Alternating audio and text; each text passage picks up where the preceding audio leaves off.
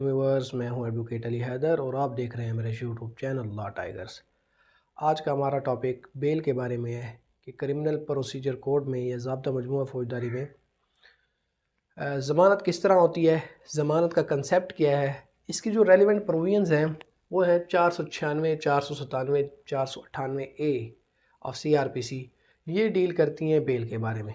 ठीक है, बेल की कौन कौन सी इकसाम है, ठीक है, कितनी इकसाम की बेल होती है, प्री अरेस्ट होती है, आफ्टर अरेस्ट होती है, और बेल के लिए क्या चीज़ें होना ज़रूरी हैं, किस तरह बेल होगी। आज सारा प्रोसीजर हम इसमें देखेंगे। सबसे पहले बेल कहते किसे हैं, व्हाट इज़ बेल या ज़मानत किसे कहते हैं। ज़मानत की अगर डेफिनेशन देखें, bail is the release of a person from the custody of police. किसी भी शख्स का पुलिस की कस्टडी से रिलीज़ होना, ठीक है। And delivering into hand of sureties who undertakes to produce him. और श्योरिटीज़ प्रोवाइड करना कि जब कोर्ट उसे बुलाएगी उसे प्रोड्यूस करना पड़ेगा। Who undertakes to produce him in court when required to do so. जब रिक्वायर होगा वो कोर्ट में प्रोड्यूस किया जाएगा, इसे इस चीज़ की ज़मानत दी जाएगी, ठीक है। और पुलिस कस्टडी से जब रिलीज़ कर दिया जाएगा उसे हम कहते हैं बेल। ये चीज़ ज़मानत हो गई है, ठीक है। अब बेल के लिए दो चीज़ें होना ज़रूरी हैं। फर्स्ट ऑफ ऑल, बेल के लिए FIR होना ज़रूरी है। FIR होगी तो ही बेल होगी, बग़ैर FIR के बेल नहीं हो सकती। या फिर किसी दरख्वास्त पे, वो तो फिर नॉन कॉग्निजिबल ऑफेंस है, उनमें तो हो ही नहीं सकती। मतलब बेल होने के लिए सबसे पहले FIR होना ज़रूरी है। FIR होगी, आप पुलिस को रिक्वायर होंगे, ठीक है, तब आप बेल ले सकते हैं, ठीक है। दूसरी बात यह है कि कोर्ट में अपीयर होना लाजमी है। आपके ख़िलाफ़ वारंट जारी हो चुके हैं, ठीक है, आपके ख़िलाफ़ FIR है, आप कोर्ट में अपीयर हो के बेल ले सकते हैं। आप कोर्ट में अपीयर हुए बग़ैर बेल नहीं ले सकते। तो ये दो शराइत हैं बेल लेने के लिए। फ़र्स्ट ऑफ़ ऑल FIR होना लाजमी है, दूसरा ये कि कोर्ट में अपीयर होना लाजमी है। आगे जी देखें, grant of bail in bailable offence under section 496। ये जी 496 अब हम बात करेंगे। अब पहले हमने डेफिनेशन देखी। 496 CRPC बात करता है इस बारे में कि बेलेबल ऑफेंसेस में बेल कैसे ग्रांट होगी। बेलेबल ऑफेंसेस कौन से होते हैं जिनमें बेल मिल जाती है, बेलेबल, बेल के काबिल, मतलब काबिल ज़मानत। तो ऐसे कौन से ऑफेंसेस हैं जिनमें बेल मिल जाती है। मैं आपको जनरली बताऊं, जिनमें ऐसे ऑफेंसेस जिनकी सज़ा 3 साल से कम है, ठीक है, वो बेल एबल ऑफेंस हैं। वैसे शेड्यूल 2 में, शेड्यूल 2 CRPC में तमाम ऑफेंसेस के बारे में लिखा हुआ है कि कौन से ऑफेंसेस बेलेबल हैं, कौन से नॉन बेलेबल हैं, कौन से कंपाउंडेबल हैं, कौन से नॉन कंपाउंडेबल हैं, कौन से कॉग्निजिबल हैं, कौन से नॉन कॉग्निजिबल हैं। वहाँ टोटल डिटेल लिखी हुई है। लेकिन आप इतना याद रखें कि 3 साल से कम जिस ऑफेंस की सज़ा है वो बेल एबल ऑफेंस होगा, ठीक है। तो 496 CRPC डील करता है ग्रांट ऑफ बेल के बारे में इन बेल एबल ऑफेंस, ठीक है। अब बेल एबल ऑफेंस में सबसे पहली बात, it is a matter of right, ठीक है। जब कोई बेल एबल ऑफेंस हुआ है तो फिर आप बेल कराने जाते हैं, ठीक। उस सूरत में आपका राइट होता है, आपको लाजमी तौर पर बेल दी जाएगी। It is a matter of right, ठीक है। बेल एबल ऑफेंसेस में किसी शख्स का राइट है कि उसको बेल लाजमी तौर पर दी जाए, ठीक है। ये फिर उसका राइट बन जाता है। आप फिर अपना हक समझ कर मांगते हैं, ये जी मेरा राइट है, मुझे प्रोवाइड करें बेल, ठीक है। दूसरा, डिटर्मिनेशन ऑफ बेलेबल ऑफेंस मैंने आपको बता दिया। शेड्यूल 2 में ओवरऑल डिस्कस किया गया है बेलेबल ऑफेंस के बारे में भी, नॉन बेलेबल ऑफेंस के बारे में भी, compoundable, non compoundable, cognizable, non cognizable के बारे में। और एक चीज़ ये भी है कि 3 साल से कम जिसकी सज़ा होगी वो फिर नॉन बेलेबल और बेलेबल ऑफेंसेस होंगे। Conditions for grant of bail, ठीक। ग्रांट ऑफ बेल की कंडीशंस मैं पहले आपको बता चुका हूँ, इसमें दोबारा बता दूँ। एक चीज़ क्या है कि FIR होना ज़रूरी है। दूसरी चीज़ क्या है कि आप FIR होना ज़रूरी है, आपके ख़िलाफ़ वारंट है, आप पुलिस को रिक्वायर हैं। और दूसरी चीज़, आप कोर्ट में अपीयर होंगे, ठीक है। अच्छा जी, तो ये दो कंडीशंस हैं, लाजमी हैं। Form of bail bond, bail bond मुचलका जिसे हम कहते हैं। अब जब आप बेल लेने जाते हैं तो मैंने डेफिनेशन में हमने पहले डिस्कस किया, delivering into hand of sureties who undertakes to produce him in court. कौन सी ऐसी श्योरिटीज़ हैं जो उसे कोर्ट में लेके आएंगी जब उसे बुलाया जाएगा। फ़िलहाल तो उसे ज़मानत दी गई, ठीक है, ऐसी कौन सी श्योरिटीज़ हैं उसमें जी। अब कोर्ट कहती है जी आप 17 स्केल का बंदा ले आएँ, वो आके आपकी ज़मानत दे दे। ये होता कम है, 17 स्केल वाला बहुत कम ऑफेंसेस में होता है, लेकिन इसे 14 स्केल के जो ऑफिसर्स हैं या फिर 9 स्केल के, 12 स्केल के, ठीक है, तो फिर कोर्ट कहती है आप किसी कोई शख्सी ज़मानत जिसे कहते हैं, कोई शख्स ज़मानत दे दे आपकी, ठीक है, आपको बेल करार कर दी जाती है। अब दूसरी चीज़ ये है कि अगर आप कहते हैं जी कोई ऐसा शख्स नहीं है मेरे पास जो 17 स्केल का हो, कोर्ट तो मांग रही है 17 स्केल का, तो कोई ऐसा शख्स नहीं है जो मेरी ज़मानत दे, तो फिर कोर्ट कहेगी आपके पास कोई प्रॉपर्टी है, आप वो जी प्लज करवा दें, ठीक है, आप कोई प्रॉपर्टी रखवा दें इस बेल पर कि आपको कोर्ट जब बुलाएगी आप प्रोड्यूस होंगे। तो अब वो शख्स कहे जी मेरे पास प्रॉपर्टी भी नहीं है। फिर जी बात आती है बेल बॉन्ड की। बेल बॉन्ड जिसे हम उर्दू में मुचलका कहते हैं, ठीक है। अब वो बेल बॉन्ड पे किया जाता है, कोर्ट जितना कहेगी वो ऑफेंस के मुताबिक होगा, कोर्ट व्हेन थिंग्स फिट, ठीक है, जिस तरह कोर्ट समझेगी उस तरह बेल बॉन्ड पे किया जाएगा। 15,000 का पे किया जाए, लाख का पे किया जाए, वो तो कोर्ट देखेगी, ठीक है, उतने का बेल बॉन्ड पे किया जाएगा, मुचलका भरा जाएगा। और वो जो बेल बॉन्ड होगा वो ये नहीं है कि आपने पैसे दे दिए हैं कोर्ट को, वो मतलब आपकी ज़मानत है, ठीक है। आपका जो केस चल रहा है आप उसमें एक्विट हो जाएं तो आपको वो वापस मिल जाएंगे पैसे, ठीक है, और अगर आप उसमें कन्विक्ट हो जाएं तब भी वापस मिल जाएंगे। ये जस्ट ज़मानत के तौर पर रखे जाते हैं। अच्छा जी, एक्सेप्शंस अगर देखें, मैंने बात की कि आप as a matter of right, आपका राइट है बेलेबल ऑफेंसेस में, ऐसे ऑफेंसेस जो बेलेबल हैं वहाँ आपका राइट है, आप अपना राइट समझकर, आप अपना हक समझकर मांग सकते हैं कि मुझे बेल दी जाए, ठीक है। लेकिन सम एक्सेप्शंस भी हैं। वो एक्सेप्शंस 107 सब सेक्शन 4 में दी गई हैं कि वो कौन सी एक्सेप्शंस हैं। जब ख़तरा हो किसी अमन को, ठीक है, अमन व अमान को ख़तरा हो शहर में, तब जज कह सकता है जी इसको बेल नहीं दी जाएगी, ठीक है। अब ब्रीच ऑफ पीस का जहाँ डेंजर हो वहाँ एक एक्सेप्शन है कि बेलेबल ऑफेंस में भी बेल नहीं दी जाएगी, ठीक है। अथॉरिटी टू ग्रांट बेल, कौन सी अथॉरिटीज़ हैं जो बेल ग्रांट करेंगी, ठीक। अब वो होगा जैसे कि कत्ल का मुकदमा है वो सेशन कोर्ट में हो सकता है, ठीक। अब तो उस कत्ल का मुकदमे में अगर ज़मानत भी दी गई तो फिर वो कौन देगा, सेशन जज ही देगा। इसी तरह जो मुकदमा जिस कोर्ट में होगा, ठीक है, वो कोर्ट ज़मानत दे सकती है। कोई मुकदमा अगर मजिस्ट्रेट के पास है तो मजिस्ट्रेट ज़मानत देगा, ठीक। तो ये अथॉरिटीज़ हैं। और ज़मानत की कोई हद नहीं है कि आप ज़मानत के लिए कितनी बार अप्लाई कर सकते हैं, 1 बार 2 बार, कोई हद नहीं है, जितनी बार आप चाहें, आपको नहीं मिलती आप करते चले जाएं, ठीक है। और फॉर्म भी आपके पास सारे मौजूद हैं।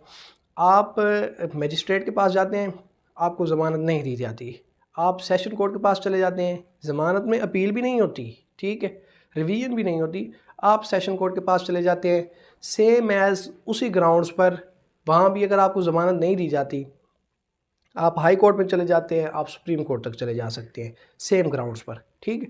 आप फिर अब आपको सब फॉर्म से आपको बेल नहीं मिली, आपने सब फॉर्म देख लिए, फिर आपने अपने ग्राउंड्स चेंज किए, ठीक है, फैक्ट्स चेंज किए, आपने कहा जी अब ये बात है, तो अब दोबारा आप मजिस्ट्रेट के पास जा सकते हैं कि जी फ़लाँ बेस पर मुझे बेल दी जाए, ठीक है। तो ग्राउंड चेंज करके आप फिर मजिस्ट्रेट के पास जा सकते हैं, फिर सेशन कोर्ट के पास जा सकते हैं। मतलब कोई लिमिट नहीं है कि आप कितनी बार बेल के लिए अप्लाई कर सकते हैं, जितनी बार मर्ज़ी करते चले जाएं, सारे फॉर्म आपके पास अवेल हैं। अब 497 की बात करें, 497 CRPC की बात करें, वो ग्रांट ऑफ बेल करता है इन नॉन बेलेबल ऑफेंस, ठीक है। अब नॉन बेलेबल ऑफेंस कौन से होते हैं, इनमें बेल नहीं दी जा सकती, ठीक। अब उनमें 2 चीज़ें हैं, एक होती है प्रोहिबिटरी क्लास, एक होती है नॉन प्रोहिबिटरी क्लास। मैंने बात की कि बेलेबल ऑफेंसेस में जो सज़ा है वो 3 साल से कम होती है, ठीक।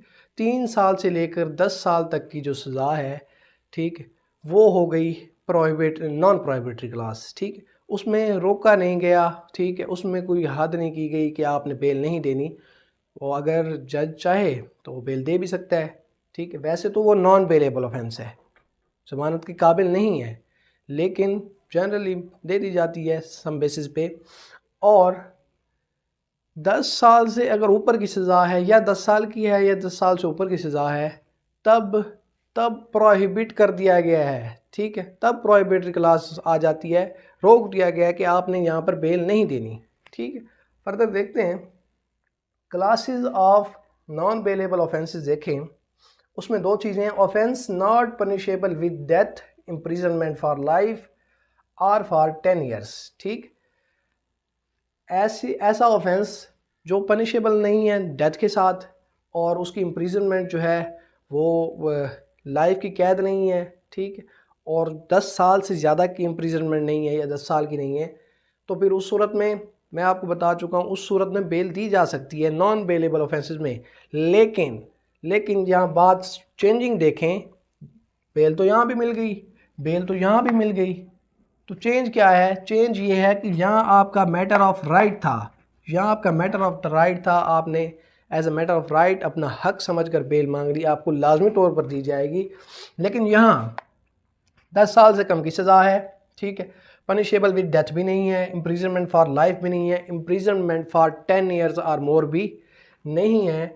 तो फिर ऐसी सूरत में आपको बेल दी जा सकती है, लेकिन लाजमी नहीं है, शैल के अल्फाज नहीं यूज़ होंगे। ठीक है, लाजमी भी नहीं है, और आपका राइट भी नहीं है, आप अपना राइट समझकर भी नहीं मांग सकते। अगर आपको दे दी गई तो ठीक है, ना दी गई तो भी नो इशू। ठीक है, मतलब यह है कि आपको नहीं दी जा सकती, तो फिर इसमें आप अपना राइट नहीं समझ सकते। दूसरा क्या है? Offence punishable with death, life imprisonment और फॉर 10 ईयर्स। अगर कोई जुर्म जो है वो सज़ाए मौत है, सज़ाए कैद है, ठीक, या फिर इम्प्रिजनमेंट फॉर 10 ईयर्स और मोर है, 10 साल से ज़्यादा की सज़ा है, तो फिर ऐसी सूरत में प्रोहिबिट कर दिया गया है। ठीक, ऐसी सूरत में प्रोहिबिट कर दिया गया कि आपको बेल नहीं दी जाएगी। तो ये ख़ास किस्म के जराइम है, 302 किस्म की टाइप के। ऐसी सूरत में प्रोहिबिट कर दिया गया है कि बेल नहीं दी जाएगी जब 10 साल से ज़्यादा का इम्प्रिजनमेंट हो, या ऑफेंस पनिशेबल विद डेथ हो, ऐसा ऑफेंस हो जो डेथ का पनिशेबल हो, तो फिर उस सूरत में प्रोहिबिट कर दिया गया कि बेल नहीं देनी। There are some exceptions also.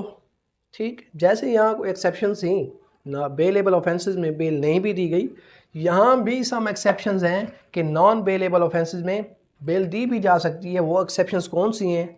When accused is under as 16। ठीक है, जब 16 साल से कम उम्र का लड़का कोई एक्यूज्ड होगा, तो फिर उस सूरत में बेल ग्रांट की जा सकती है। एनी वुमेन, अगर कोई औरत होगी फिर भी बेल ग्रांट की जा सकती है इन नॉन बेलेबल ऑफेंसेस में। सिक पर्सन, अगर कोई पर्सन बीमार है, ठीक है। इन्फॉर्म पर्सन कोई लागर बूढ़ा शख्स, ठीक है। अब इन दोनों में ये फ़र्क है, एक जवान शख्स बीमार है, ठीक है, उसे कोई ख़ास किस्म की बीमारी है, और इन्फॉर्म पर्सन कोई बूढ़ा बुज़ुर्ग है, ठीक है, उसने कोई ऑफेंस कमिट कर दिया है या फिर वो अक्यूज़ड है, उसको भी नॉन बेलेबल ऑफेंस में बेल ग्रांट कर दी जाएगी। ये सम एक्सेप्शंस हैं इसमें। Cases where bail granted as matter of right. अच्छा जी, अब देखें, मैंने यहाँ बात की कि नॉन बेलेबल ऑफेंसेस में अगर यहाँ भी इस एक क्लास में भी अगर आपको बेल दी जाती है तो ठीक है, अगर नहीं दी जाती तो आपका मैटर ऑफ राइट नहीं है, आपका हक नहीं है उस बेल पर, ठीक है। लाजमी नहीं है कि आपको बेल दी जाए। लेकिन यहाँ ये बात कर रहा है ऐसे केसेस भी हैं जहाँ मैटर ऑफ राइट भी है, जहाँ आपका राइट भी है नॉन बेलेबल ऑफेंसेस में। वो कौन से हैं? Case of further inquiry. Further inquiry का मतलब ये है कि कोई सफिशिएंट ग्राउंड्स हैं जिसमें फ़िलहाल तक ये नहीं प्रूव हो रहा कि एक्यूज़ ने कोई जुर्म किया है, ठीक है। अभी फर्दर इंक्वायरी होनी है, फ़िलहाल तक ये नहीं प्रूव हो सका कि एक्यूज़ ने कोई ऑफेंस कमिट किया है, फिर उस सूरत में मैटर ऑफ राइट भी बन जाता है कि आप 497 के तहत, ठीक है, 497 CRPC के तहत, 497 सब सेक्शन इसका 4 है, ठीक है, उसके तहत आप बेल ले सकते हैं केस ऑफ फर्दर इंक्वायरी की सूरत में। दूसरी चीज़ ये है where grounds that accused is not guilty. ये वो है कि जब अक्यूज्ड गिल्टी नहीं होता प्रूव हो जाता है और फिर कोर्ट को, अगर जैसे कि कोर्ट पर बर्डन होता है, कोर्ट को जो है ना ऑर्डर करने में या एक्विट करने में हफ्ता लग सकता है, 15 दिन लग सकते हैं। वो तो बर्डन पे है ना कि कोर्ट पे कितना बर्डन है, कितना टाइम लेगी, हफ्ता लगा दे, 4 दिन लगा दे, 5 दिन लगा दे, और जो है वो गिल्टी प्रूफ नहीं हुआ अक्यूज्ड, तो ऐसी सूरत में वो तो हफ्ता डेढ़ लग जाए उसे कोर्ट को ऑर्डर पास करने में। फिर ऐसी सूरत में आप बेल ले सकते हैं, आपका फिर मैटर ऑफ राइट बन जाता है, आप जाके बेल ले सकते हैं कि हमारा जो अक्यूज्ड है वो गिल्टी नहीं है, ठीक। तो फिर ऑर्डर जब पास होगा हो जाएगा। ये थी बेलेबल ऑफेंस के बारे में और नॉन बेलेबल ऑफेंस के बारे में। फ़िलहाल तक हमने डिस्कस किया 496 और 497 ऑफ CRPC। अब एक चीज़ रह गई 498A ऑफ CRPC। मैंने कहा ये रेलिवेंट प्रोविजंस हैं। ये बात करते हैं प्री अरेस्ट बेल के बारे में, ठीक है, बिफोर अरेस्ट के बेल के बारे में। बेल की इकसाम है प्री अरेस्ट, आफ्टर अरेस्ट। अच्छा जी, प्री अरेस्ट बेल के बारे में अगर बात करें तो मतलब ये है कि अरेस्ट होने से पहले जो है बेल करा ली जाए। मैंने आपको पहले बताया कि FIR होना लाजमी है एक तो बेल के लिए, दूसरा उसमें कोर्ट में अपीयर होना लाजमी है। ये जब दो चीज़ें होंगी तब ही बेल ग्रांट की जा सकती है। तो 498A के तहत बेल तब ग्रांट की जाएगी जब FIR भी होगी, ठीक है, और आप कोर्ट में अपीयर होंगे, लेकिन आप फ़िलहाल पुलिस की कस्टडी में नहीं गए, फ़िलहाल पुलिस से छुपे हुए हैं, जैसे भी है। तो फिर ऐसी सूरत में 498A के तहत आप बेल ले सकते हैं। अब ये जो प्री अरेस्ट बेल है, प्री अरेस्ट बेल बात करता है कि ये सेशन कोर्ट से ही आप बेल लेंगे, ये एक लाजमी है, ठीक। 498A की अगर हम बात करें, 498A CRPC की अगर हम बात करें तो ये है pre arrest bell. Pre arrest bell, अच्छा जी, कौन प्रोवाइड करेगा ये बेल, देगा कौन, ग्रांट करेगा, ये लाजमी है। पहले मैंने बात की कि आपकी मुतलका कोर्ट, ठीक है, जहाँ मुकदमा हो सकता है वो कोर्ट ही बेल दे सकती है, लेकिन प्री अरेस्ट बेल लाजमी तौर पर सेशन कोर्ट ही ग्रांट करेगी। और ये जो प्री अरेस्ट बेल है ये बेलेबल ऑफेंसेस के बारे में भी है और नॉन बेलेबल के बारे में भी है, ठीक है, सेम एज़ दोनों के लिए दी जा सकती है, दोनों के लिए अप्लाई किया जा सकता है, ठीक है, प्री अरेस्ट बेल। अब जब बात हुई कि FIR होना लाजमी है और उसका जो है कोर्ट के सामने अपीयर होना लाजमी है, अब आपको एक खदशा है कि FIR हुई पड़ी है, आपका FIR में आप नॉमिनेटेड नहीं है, लेकिन आपको खदशा है कि आपको नॉमिनेट कर दिया जाएगा, ठीक है, उस FIR में जहाँ जो लोग नॉमिनेट नहीं हैं लेकिन आपको खदशा है कि आपको नॉमिनेट कर दिया जाएगा, तो फिर ऐसी सूरत में आप प्री अरेस्ट बेल भी तब भी आप ले सकते हैं, ठीक हो गया। अब एक होता है प्रिवेंटिव बेल। प्रिवेंटिव बेल के अगर कंसेप्ट के बारे में आपको जानना है तो ये देखें कि 498A के तहत हम प्री अरेस्ट बेल करवा सकते हैं, ठीक है। अब किसी शख्स के ख़िलाफ़ मुकदमा हुआ लाहौर में और वो शख्स है मुल्तान में, ठीक है, या वो सिंध में है या फिर बलूचिस्तान में कहीं और है, मुकदमा उसके ख़िलाफ़ लाहौर में हुआ है और वो उस कोर्ट में जाकर अपीयर होगा, तब ही जो है वो जो है ना, मैंने कहा कि FIR होना लाजमी है बेल के लिए और अब कोर्ट में अपीयर होना लाजमी है। वो कोर्ट में अपीयर होगा तभी उसे बेल ग्रांट कर दी जाएगी। लेकिन कोर्ट में अपीयर होने से पहले उसको खदशा है कि मैं यहाँ से जाऊँ, लेट से वो मुल्तान से जाता है, मुझे लाहौर इंटर होते ही मुझे कोर्ट में अपीयर होने से पहले ही पुलिस अरेस्ट कर लेगी और मैं एक मुअज़्ज़िज़ शहरी हूँ, ठीक है, मेरी इज़्ज़त को खदशा है, तो मैं ये चाहता हूँ कि मैं प्री अरेस्ट बेल लूँ। प्री अरेस्ट बेल लेने से पहले ही आपको गिरफ़्तार कर लिया जाए, फिर ऐसी सूरत में क्या करेंगे। फिर आती है प्रीवेंटिव बेल की बात, ठीक है। प्रीवेंटिव बेल आपको कौन देगा, जहाँ आप मौजूद हैं, ठीक है, वहाँ की जो हाई कोर्ट है, हाई कोर्ट का फोरम आपको प्रिवेंटिव बेल देगा कुछ अरसे के लिए, उस टाइम पीरियड के लिए जब आप उस मुतलका कोर्ट में जाकर अपनी प्री अरेस्ट बेल करवा लें। वो प्रिवेंटिव बेल जब आपके पास होगी तब आपको पुलिस गिरफ्तार नहीं कर सकती। तो ये था आज का हमारा टॉपिक कि बेल किस तरह होती है, नॉन बेलेबल ऑफेंसेस में किस तरह होती है, बेलेबल ऑफेंसेस में किस तरह होती है, और प्री अरेस्ट बेल क्या होती है, प्रिवेंटिव बेल क्या होती है। टोटल एक एक्सप्लेन एंड डिटेल्ड लेक्चर देखा आज हमने। नेक्स्ट CRPC के ऑल टॉपिक से अवेयर रहने के लिए हमारे चैनल को सब्सक्राइब कर दें, हमारे साथ रहिएगा। अल्लाह हाफिज़।